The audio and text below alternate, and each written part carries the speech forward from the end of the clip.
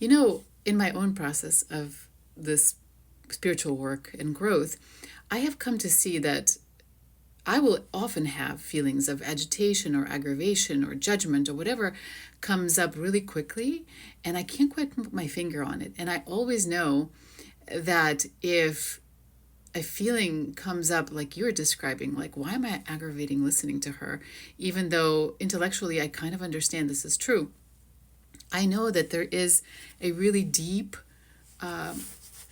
unconsciously held reality in me that I haven't yet quite questioned, that assesses the situation, hears the message, and says, oh, no, no, no, this is too threatening to me, or this is going to basically make me do or agree to something that I don't want to agree to. And it puts up an instant resistance or instant defense. Before I wrote this book, and before I discovered identity work, which has been a lifesaver for me, I used to be a painter. And I started noticing early on that I was getting very defensive around any sort of feedback, but I was good at what I did, right? I was really, really good. In my mind, though, I had to admit that I was working 10 times harder than I needed to because I was not able to receive feedback at all. And so if there was any criticism around me, any hint of, Anya, let me help you, you're doing something that, isn't efficient, a wall would go up and I would get so agitated and defensive. So when I discovered this work, this identity work, I began questioning these layers of assumptions that I mistook for who I am. This is what I call identity.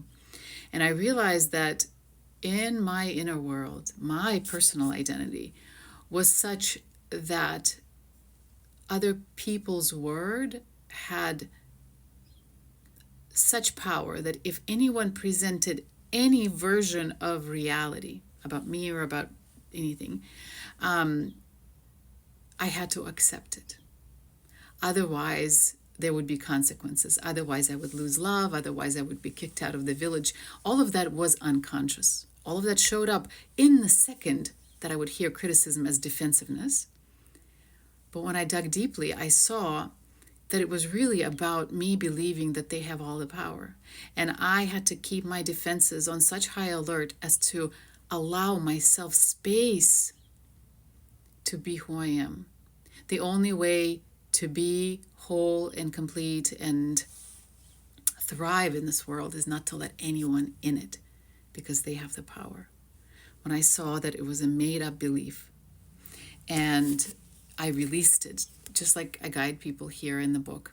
By the way, I do have a free audio inquiry that one can download, that you can get a taste of this identity work. Or in the book, I describe in detail why our reality looks the way it does, why and how we see our own consciousness as reflection, and what inside of us is reacting.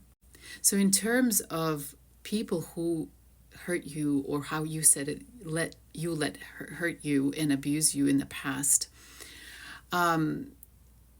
it must be that whatever I am saying somewhere touches something inside of you, right? Some unquestioned part that says, oh, if you allow yourself to go to that place that's actually guiding you to healing, you are going to open those gates again. So the part of you that is responsible for your patterns repeating right now, for you not being open to the whole world, you not receiving what you want in the relationships, is also the part that's protecting you. And if you question the part that's protecting you, well, it's going to stop protecting you. My best advice is to pay attention to agitations and aggravations, and also know that you never have to do anything that you don't want to do.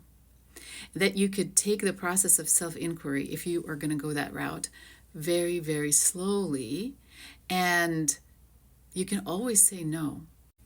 When we think in terms of the present moment, it's always a lot easier to manage. Like, I don't have to think what it's going to do for me a year from now.